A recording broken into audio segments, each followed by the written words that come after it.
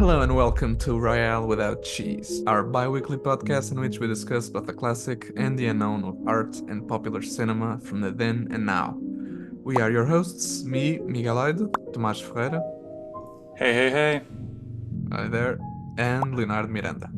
Hey guys. Today we talk about After Hours, but before any ado, don't forget to subscribe, leave a comment, or simply give us a like. After Hours is a 1985 dark comedy film directed by Martin Scorsese and written by Joseph Minion. Griffin Dunne stars as Paul Hackett, an office worker who experiences a series of nighttime misadventures while attempting to make his way home from New York City's shady Soho district. The last feature by Scorsese not to be an adaptation or biopic, After Hours was critically acclaimed for its humor, winning the Independent Spirit Award for Best Feature and the Best Director Award at Cannes. All great praise for this night ride of crazy artsy schmoes around one poor Joe, but the question is, did the Moes at Trial find this one to be a night to remember?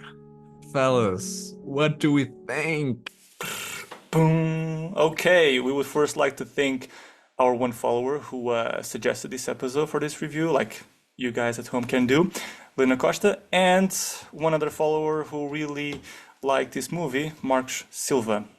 So, shout out to them. Shout out. So, After Hours, here we go. Another collaboration with Michael Ballhaus, this time with Martin Scorsese, which he said was a dream, was a dream to collaborate with Martin after Fassbinder because he was just burned. I think he made a lot of films, I mean, he made 40, like I said, 40 features in a short amount of time. But yeah, going to After Hours. Was it the first time for you? I know Tomás, you already Not at watched all. it. Yeah. You suggested it to me actually back then. This was the first time I watched After Hours. Yeah, I mean, After Hours, at the time that I watched it, I thought at the time this might be my favorite of him. I mean, over time I reevaluated that positioning of my favorite from Martin Scorsese, but still, it's one of those. It just took me by surprise completely. Being a comedy from Martin Scorsese, a dark one, and the way the film develops, I mean, it provoked anxiety in me at the time. It's kind of a modern Kafkaesque tale in a way. You can't read the trial. Yeah, exactly. I can't deal with bureaucracy, but Funnily yeah, enough, I read something that there's a scene where Paul is entering the Berlin club. Yeah. It's from the it's the Yeah, story. which quotes sort of a Oh, yeah? parable from Kafka, yeah. And I actually read it in a German class because it was a short. It's a parable, so wow. it's a Yeah, very it's short called text. Before the Law. It's very Yeah, good. yeah. And I read that in the German version, and it's very interesting because then you rewatch the scene and you see it exactly basically where they took the lines from. It's it's cool. Yeah, because it's How pretty specific. much the exact same wording, at least from what I remember. Even the way, Yeah, I mean, like, I'll only take your really money just so you changing. don't know, so you don't think that you left everything untried. So it's like a very specific Yeah, word that he uses. It's like very good.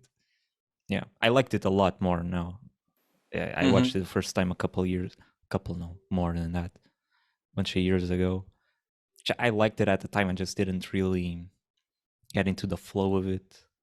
But this time I was having a blast. It's such a crazy narrative that I think it's also what Tomás was saying. It's sort of unexpected from Scorsese, this type of film that almost reminds me a bit of a Coen Brothers black comedy, that type of thing. That's a very good comparison, yeah. Yeah. It's very interesting. It's rooted in the character wanting something, and this time, like, first he wants sex and then he wants to go home. He just wants to go home and he can't. And it's like, it's very it's frustrating even for you. It's like, why can't this guy go home? yeah. I mean, I think it's interesting the comparison with the Coens because even though it's similar, the Coens always have kind of a realism, a groundedness to their films, and in here, after a while, you kind of get this sort of sense of surrealism, Mm-hmm. maybe not surrealism, but a sense of irrealism where It's like this clearly is absurdism. work. Absurdism, where is exactly where it clearly leaves the stage of being grounded and becomes something else that you just have to go for it, and it's kind of like a ride. Just embrace the chaos and the improbabilities, and just take it as a comedy and an absurdist comedy. And I think once you there's a well, it's not immediate because, for a long time the film is kind of coherent and probable and realistic. But after a while, you just have to click when it becomes kind of, okay, how can this still be happening to this guy? I just took it for a ride, and I really enjoyed the film. Yeah. But because, you're capable of doing that. If you get too caught up in the specific things that are happening and how everyone comes together again, it's okay, you won't really enjoy the film as much. Yeah, because narratively you do feel like there's moments where you feel like people are doing things or things are happening more because it's supposed to happen in the narrative, or it's like to keep adding up and piling up just unfortunate events for this guy. So I think when I first watched, that was a bit of why I didn't really love it. I felt the narrative construction too much. But now on a rewatch, it's like that's part of what makes it so interesting to watch. It's that the absurdity of the things that keep happening, and it's gradual enough. I think the film in the beginning starts suggesting like that things are a little off tonight, and the dollar bill flies away. Even his interaction with Marcy, in the coffee shop, it's like weird. So from the get-go you get a sense that things are not really normal in this world, and then it just keeps going and going and going until it's just chaos, and then he's dropped and back to the office you go. That was amazing. When I think of this movie, I always think about the ending. I always think about that shot of him falling off the van and from a statue becoming man again and just completely dirty, going into the office again. It's like a Kafka nightmare.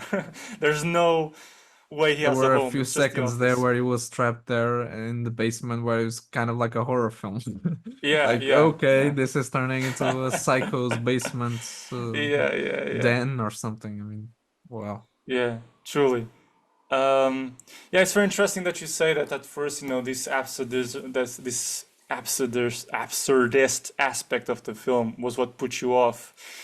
Because how can this all pile up, and do this horrible night for this guy? But for me, it was so much grounded in realism from the beginning, from my first watch to my second watch, that I never put it kind of into question. And it's so well done in that way. And what I find particularly interesting about the film, in its poetry about the character and the other characters, that Paul is kind of this guy who wants to be a protagonist, break out of the grind of his daily job, and that is very well established through the mastery of point of view, subjective point of view, that Martin Scorsese has, we've discussed in other reviews of ours, can clearly express in many different ways, from clear term point of view shots to other suggestions in his editing with Thelma. But in here, it's like the loneliness of the character, and this is what's so kind of poetic about the film in its specific way. The loneliness of the character is the same loneliness that, for me, the other characters are going through, and it's what makes them over time into these weirdos. He's no different from the other weirdos.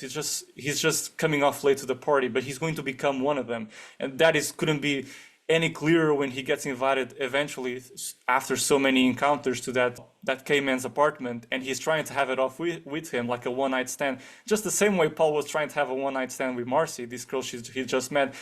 And he just cuts everything off because he has these ideas in his head that he needs to express, and he went off. That's exactly what the other characters did to him. So you end up with this. That's how the awkwardness of the film is born out of. All of these characters are lonely and they want companionship, including Paul, but also the waitress that just, gets off her job, quits, and wants to celebrate, or Marcy, who her idea of a date is not going, to bed, is just actually venting and having a shoulder to cry on.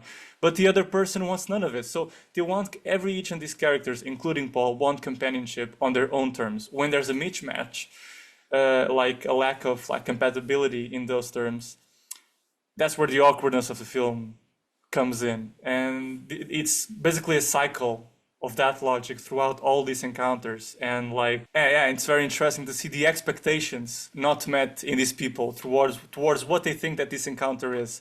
And it's always on repeat on those terms. You have and those are the weird situations, are born from. Like, for example, you have but it's because it goes overboard that you accept it so well, I think, because it clearly assumes that these are the same people always reappearing.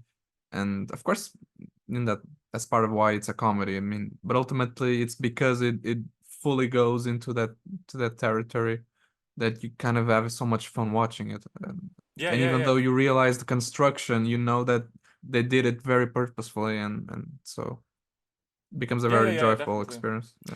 And it's the way that like the mismatch between what they think companionship is and what they think that date is going to be. For every time that Paul meets with Marcy or the waitress or that ice cream truck woman, what they think this encounter is, that mismatch is what kind of provokes this awkwardness and who the characters are, how it falls off, like you say. It's so incredibly absurd because of their personalities. The waitress wants some kind of encounter. She wants to play psychiatrist. Tell me about your feelings while I draw you. It's just, I think not. It's just absurd, you know. She thinks that this encounter is something while he just wants the phone. He just wants, you know, a place to hide from the rain. And that mismatch is incredible. And then, you know, just to talk about the beginning, I think it's so interesting how, you know, his stages, to talk a little bit about the setup of the character of Paul in that office without saying much, the way he expresses the point of view of Paul and the desires of Paul without saying much is super interesting. It just puts the viewer really on par with the emotion and the intention of the character without saying absolutely anything or very little. You know, you have at the office he's teaching that intern fellow who then says, you know, I don't really want to do this, I want to be a magazine editor. And just through his look, he looks around to that sea of people working at the office, the paper clippings, you know, the clogs in the machine that they all are, and you know that he becomes disappointed. He falls off from this place of being, you know, kind of an inspiring figure mentor, just being a nothingness. And you see him at his like lonely flat trying to get something going on at night. And eventually he meets Marcy. And the way that that scene is staged is kind of very interesting. The point of view scenario is she's not seen through her eyes. We see her from an over-the-shoulder perspective. Her over the shoulder. She says something. What book are you reading? I've read that book. And only then he notices her. He goes near his table, and the camera is still like almost like in a video game perspective, over the shoulder to her. To him, she's not a mystery, but to us, the viewers, she is this mystery girl. Who is this girl? Why is she going into him? And then, you know, Marcy sits down and she says that thing, which is, have you noticed that waiter? And the waiter is like dancing in his workplace. And so there's this, like the dollar bill that you said, Leo, there's this progressive suggestion that this world is a little bit offbeat and we're being introduced to this, you know, world of artsy schmoes who are a little bit quirky. And Paul is just this kind of white-collar worker who comes into the situation and very much does not belong here. It's like Martin Scorsese told in a conversation with Franz Leibowitz, you know, he's just that guy who is in the room full of people. Everybody's looking at him. He thinks he knows what everybody's talking about, but actually they're looking at him because you don't belong here, mate. You know, it's like that scene where he mentions that scene where, you know, suddenly Kiki Bridges, the artist, you know, is tied up. He goes into the room, into the apartment, and he starts untying her up. He has this narrative in his head that there were burglars, they stole from her, they tied her down, and they're like, what is this? You know, they're sailor knots, you know. It's just like a sadomasochistic play. So yeah, it's very interesting how the film like really conjures his point of view. And later on, when he's actually having the date with Marcy and goes to his apartment, I mean, very much like the other people who lure him, well, he actually asks for shelter and he goes to their apartments, to the waitress apartments, to the ice cream truck woman apartment. You know, he's asking for something. I want a phone. I want this. Do you have a phone? He's on a completely different wavelength. And he thinks they are on his wavelength, but they are not. They start just telling about their day, you know, their life story, whatever. And it's not. And it's A and B communication. That's just how life happens. Sometimes people are on completely wavelengths, thinking they're having the same conversation, but they are not. And that's what happens to Paul in the beginning, really. You know, he thinks that what Marcy is telling him this is going to be a night to remember. You know, all these sexual innuendos are going to happen, but then they don't. And the things he himself says to Marcy, he thinks, you know, there's this idea that, you know, he's the one truthful character, he's the one honest character, but he's just, you know, he's just as much, you know, mismatched, up in the air, let's say, as the other characters are. Like every time he gives a lukewarm answer to the pains and hurdles of Marcy at the beginning when she's talking about her 6-hour rape, you know, that she had in the middle of the night. And he's acting up as if of course he is concerned, of course he empathizes, but to a very basic level. you know, and it's like, oh yeah, that's too bad, you know. Can we have sex, you know? Because on the one hand, you're having all these innuendos of him looking the other way to the apartment next door, and there are, you know, the couple having sex, you know, and you have the tick tock of the clock kind of, come on, you know, let's jump to this thing that I want, you know. You know, so you're very inside his anxieties and his desire, and he's completely not on par with the other person. So, you know, it's interesting how at the beginning of the film he seems like the straight guy, but then as you look in retrospective, he's not very much different from the other people. You know, he has these fake responses, like he understands them, but in actuality, they're all just on different wavelengths, really. Um, and it's very interesting, that rape scene, because, you know, he sits down and it's very cruel in a comedy, hence the term dark comedy. You know, she sits down, suddenly she's kind of on a date talking about this 6 hour rape, and he there's the adding thing that he's starting to think about, what does she have, you know, what the burns, scars, you know, he sees that scar on her leg, you know, her friend talked about scars, so there's always these sexual teases, you know, he massages Kiki Bridges, which I thought, oh my god, this is so cringe, but then she falls asleep on him, and then there's this scene in the bed, you think it's gonna happen, but then sex rape talk, and it's like you feel bad for her, but oddly you feel bad for him, because just of the expectations that he had for, like, finally a night to remember or something, you know, I'm gonna have a break, but then that doesn't happen. Yeah, I mean, so it's so well yeah, done how you can connect with him, even though you know that it's kind of he up in has the air, shallow and intents. Yeah, yeah, so that's kind of one of the you know, brilliant points of the film, is that, you know, you can see him deteriorating, and you can really understand how it's affecting him, and you empathize with him, but you never cease to understand how he's kind of arrogant and shallow and unemotional and unempathetic, I unavailable think. emotionally, right? Yeah. Yeah. He kind of wanted that for himself, Marcy, to be so ready to perform this function of, you know, let's have this one night stand. But then when everybody wants a response from him, he's like, no, I need to get home. And it's very interesting because you totally understand the guy. You want to fucking get home because you've been there, raining fucking shit, you know, you need to get home. But at the same Even that time, sort of arc that he goes through, where the office scene in the beginning kind of, with the disappointment, kind of forces him to go out and, you know, have a one night stand, and becomes all loose. But then with all the things that are happening with him, he just kind of completely lets go of that and just wants to go home. So I think it's really interesting how he just completely gives in, and you know, his objective becomes so mundane, so trivial as just to go back home.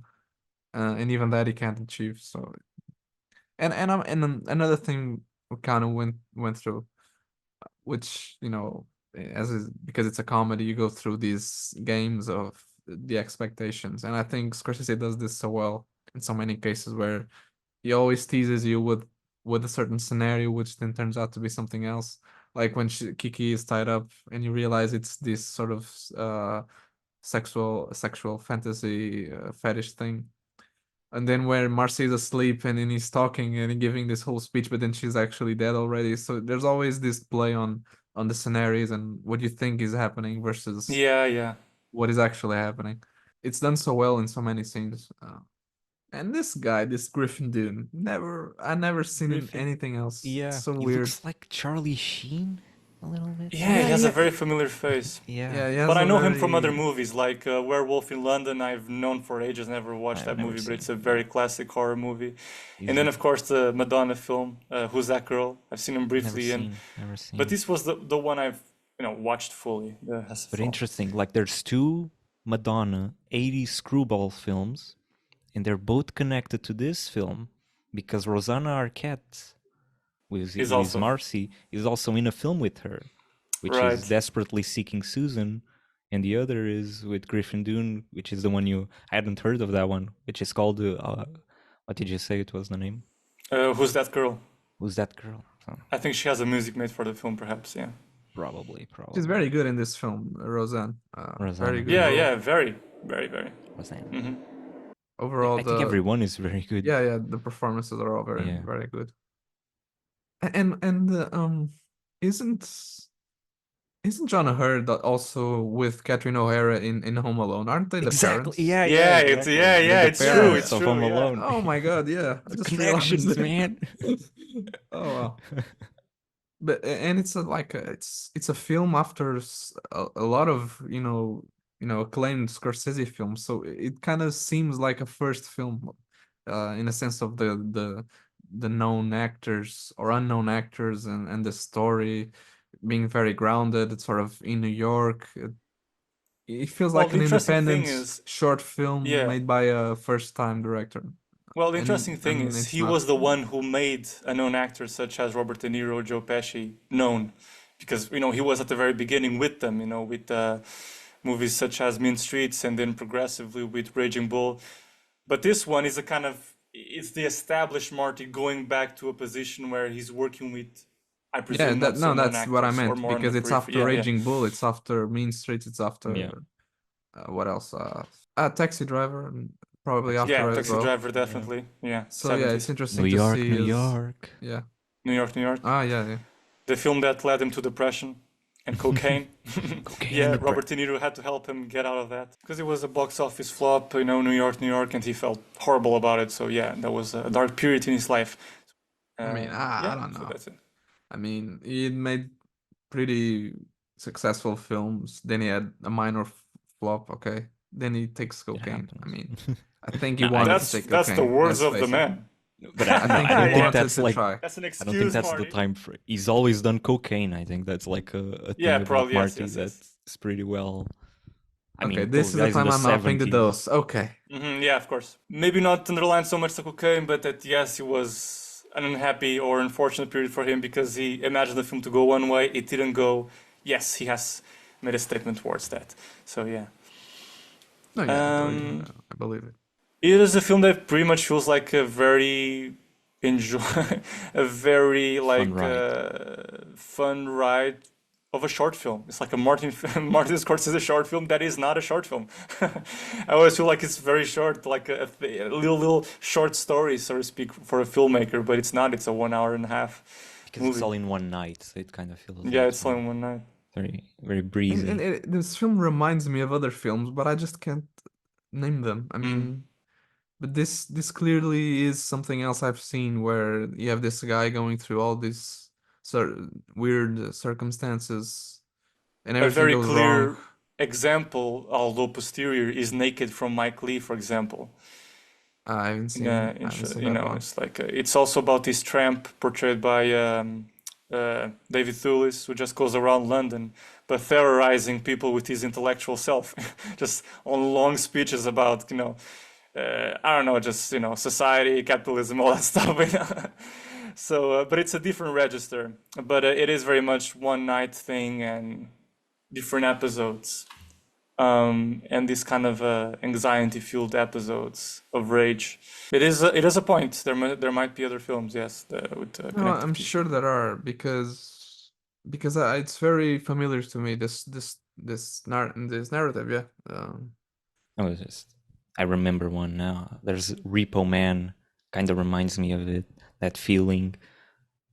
I mean, in the beginning, in the office, kind of reminds me of Fight Club as well because of the color, very Mm. green. Yeah, And If I some have of the to say, tones. I think the worst thing for me in this film is the second shot. Because the the first what? one, yeah, because the first one is great. It's this uh, It's like a push in, like push-in traveling Yeah, thing tracking shot where, real fast. yeah, Yeah. like in a diagonal. Great. Really well done. And then the second shot, it's like this really weird, unnecessary sort of movement towards the computer. You guys have to rewatch it. I really don't think Right. it works together with the first one. Because the first one is so dynamic and then it stops and kind of, I don't know, I felt like it asked for a second shot to be still. And then the second one brings more dynamic, but it's kind of a slower dynamic. Hmm. I don't know, I thought, whoa, second I shot and see. it's this. No. But then Yeah, but everything speaking else of was shots, perfect. there are beautiful shots in this film. There's one I really like, which is in the conversation he's having with Marcy over the phone, arranging their first real date after their first meet.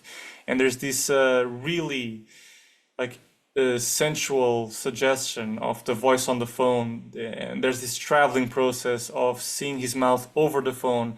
As the camera goes up to that point, to a second point over his ear, you see kind of the voices intermingling over this device, going from here to here, and how it affects his audition, his ear, her voice on his mind. And then suddenly he says, "I think you should come over, Paul." What? And I was like, something clicks in his brain, and he looks, and then there's a fast cut to the clock, and he thinks he can make it, and he goes very fast. There's a lot of beautiful moments with the very well known fast tracking shots, or fast traveling push-in shots of Martin Scorsese to points of interest or objectives of interest that then the protagonist has an interaction with, has in phones that he goes and picks up to kind of have a conversation to get out of the rain or whatever.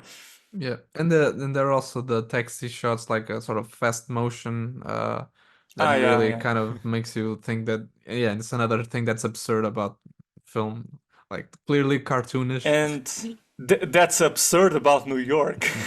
That's a New York cab driver right there. It's sort of, New York, but in general, cab drivers. Sometimes cab drivers are just insane in the way they drive. It's like, gotta go fast, gotta get there fast. It's like, relax, man, I want to be alive. Which is ironic because they make more money if it takes more time, isn't it? It's like... Yeah. It depends. Sometimes they want to prove how good they are. And like, I'm not trying to rip you off, man. I'm going to take you there as fast as I can. It's like, all right. I'm good at my job. I'm good. There's also a very cool shot, like a God's Eye, when Paul becomes sort of... kind of has this breakdown where, why can't I go home? And he screams to the skies. Yeah. Kind of remind me of that Shawshank Redemption shot. Yeah, obviously came afterwards, but it seems like an inspiration. I mean, there are others like it, but since the reaction is so similar, it's because it's raining. I think it's raining. Maybe. I think so. In my head, it's raining, but maybe it's because he spends so much time wet and dry again and wet again that probably there wasn't raining, but because it was wet, you think there was raining. No, but it definitely rained at some point. Was okay.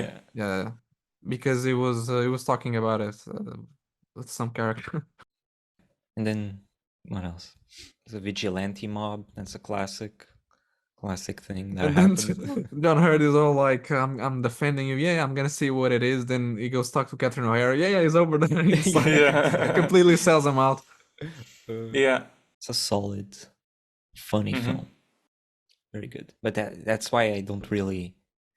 It's not my favorite Scorsese because, I don't know, I don't feel it the same way I feel other films of his. There's something in here. Feels more like a fun film that he made to, unwind a little bit from all the... like an interlude. Like, okay, just made Raging Bull, let's... Okay. Relax a little. Yeah, because then there's just other movies that present other worlds that you can almost say that because he has become so... Not that this movie isn't like very well crafted and made and it's a great film, but it's almost like by working on the themes of those other films, the three different strands, the gangsters, the lone wolf and whatnot, he has perfected what he can do in those. Like you watch Casino, the whole history behind Casino with Goodfellas, and whatnot. That kind of line of narrative, that world that he lives in. When he comes to Casino or later on in other gangster movies, it just feel a whole history behind it that validates that film for you to be your favorite. For example, let's say like Casino is amongst my favorite, if not my favorite gangster film of his. So After Hours really lives in its own bubble by being like the sole one that is a dark comedy, I think. I can really... It was the beginning. It didn't elevate from there. So I don't know. It's a break movie. It's it's a coffee break movie. Let's say that's how I feel. Not to say it's less. It's like it's what you said, unwind, and it's great. It's a great film. And that's all for today. If you'd like to reach out and suggest a film for the next episode, you can find us on the podcast official Instagram and Facebook pages. Feel free to subscribe, share this episode, or simply give us a little like. Or a big like. Ooh. That's how our podcast can grow ever groovier. And if you're on YouTube and want to see more videos like this, check out this next one right here. Thanks for listening and see you next time.